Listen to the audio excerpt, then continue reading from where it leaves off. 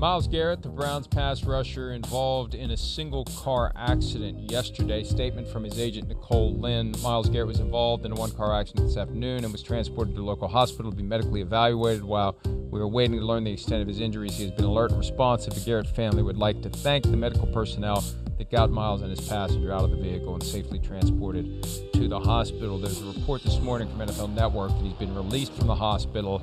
He swerved to avoid an animal on a wet road, overcorrected, lost control. The car, Porsche 911, is a mess.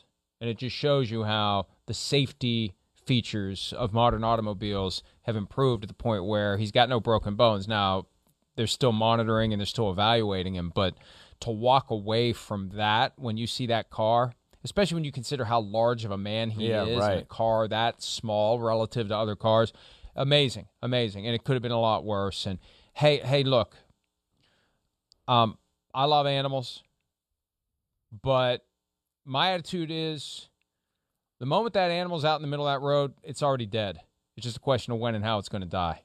And if it lives, but for the grace of God, it lives. Because you can't, and I know the human reaction is to try to not hit it, but you get yourself into a bad spot, and you're making decisions like that. But I've been in that spot. I had a deer right in front of me one time. It's like, what can I do? I can't swerve to miss this thing. Yeah, you just got to hit it. Yeah, and it's a tough thing. And I feel for Myles Garrett because you're trying to do the human thing, right, and the humane thing, right, and not hit the animal. And things can get out of control very quickly, especially because it was raining. So the road's a little slick, and it's just anytime I drive, especially this time of year because the deer are very active here. This September, October, you just never know when that moment's going to happen. Where you've always got to kind of have that actively in your brain. Here it comes. Any moment. Where are the deer?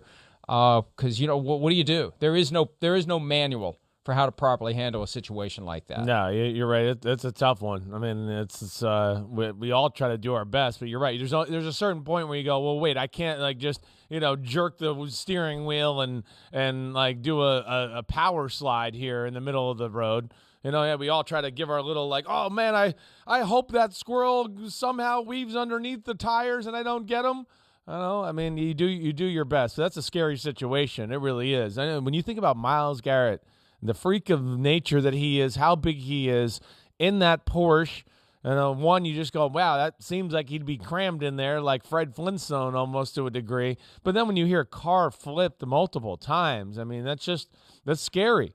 It's scary, let alone it's scary from the football standpoint if we know how good he is and how important he is to their football team right now. So I'm just glad he's okay, and hopefully we'll see him back on the football field, sooner rather than later. Nothing is broken, is what Nicole Lynn said last night to Mary Kay Cabot at the Cleveland Plain Dealer, alert and responsive, but for something like that. And look, anybody that's been in any type of a car accident knows that adrenaline kicks in when it happens.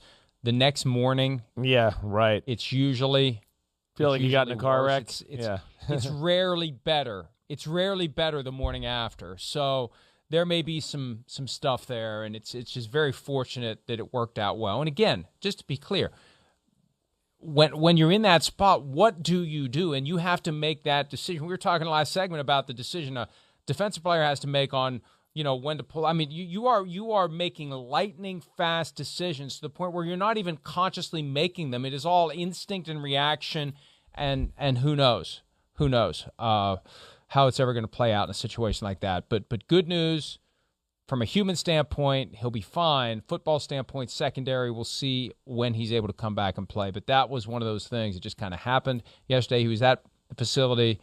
The Browns played obviously on Thursday night against the Steelers, and as he was leaving, or at some point later in the day, this is what occurred. And fortunately, everything's fine.